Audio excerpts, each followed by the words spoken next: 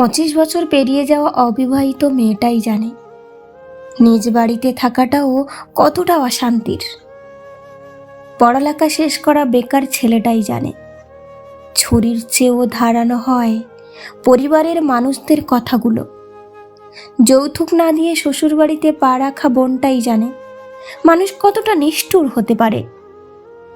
চাকরিহীন ছেলেটাই জানে মানুষ কতটা অসহায় হতে পারে।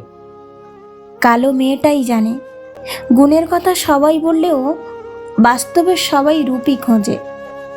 ডিভোর্সি বোনটাই জানে সংসার ভাঙার দায়ভার কেবল নিজেকেই নিতে হয়।